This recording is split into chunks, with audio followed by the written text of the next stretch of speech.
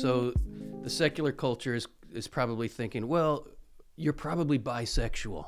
Yeah. Because you've had a successful marriage and then you have that gay past. You're bisexual. Mm-hmm. How do you respond to that? I would just say I'm an adulterer. Like I have an adulterous heart, but the faithful man is deeper and stronger and truer.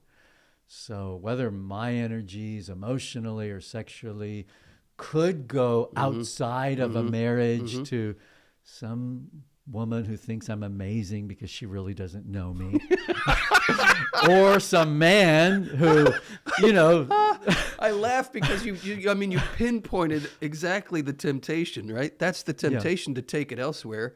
Because and that's John Paul's whole point. We're all sort of native adulterers. Yeah.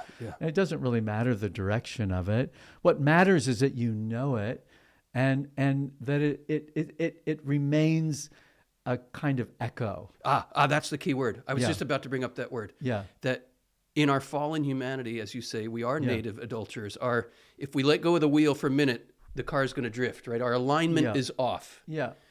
But these key words of Jesus that John Paul builds his whole theology of the body on, in the beginning, it was not so. No. That is so hopeful. It's so hopeful. Because, as John Paul says, the roots of our humanity, yours and mine, and everyone's, is in that very good beginning. Wow.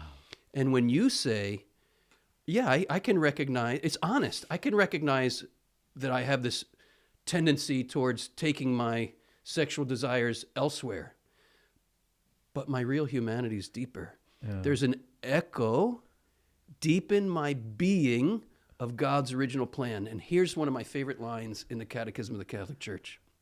So hopeful, so hopeful. Christ came into the world to restore creation to the purity of its origins. Wow. Then the question of faith is, number one, did it work? Did he really do that? Mm-hmm. And does it have an impact on my life today? Can it have an impact on my life in real, practical ways? Is there a path? Is there a journey I can go on where I can experience that restoration in my own life? Yeah. And you and I have tasted that. You and I have experienced that to the extent that we both said, I want to devote my life to helping other people experience that. One of my favorite all-time quotes from John Paul II, he's responding to the skepticism that this call to sexual integration and redemption is nice ideal, but it doesn't really correspond to the concrete possibilities of broken human beings. And John Paul responds as follows. I have the whole passage memorized because, again, it's my favorite. He says, "What are the concrete possibilities of man? And of which man are we speaking?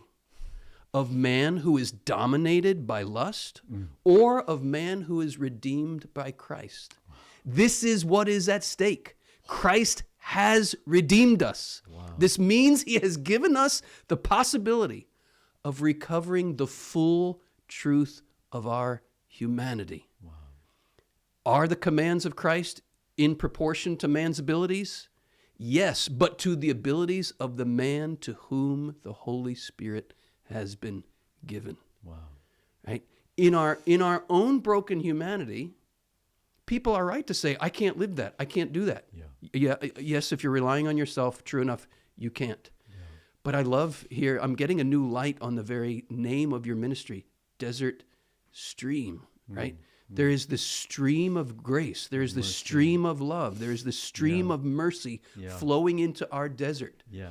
If all we're looking at is our desert, we're absolutely right to say, can't do it. I don't want to go to that meeting. Yeah, that's right. I mean, you know what? Right. The pull yourself up by your bootstrap meeting, But if there is a stream of living water that can flow into my desert, and I can drink, and through pain and the trial of the cross, I can experience incrementally, step by step, day by day, a reintegration of my humanity and live from what you said earlier is the best part of me.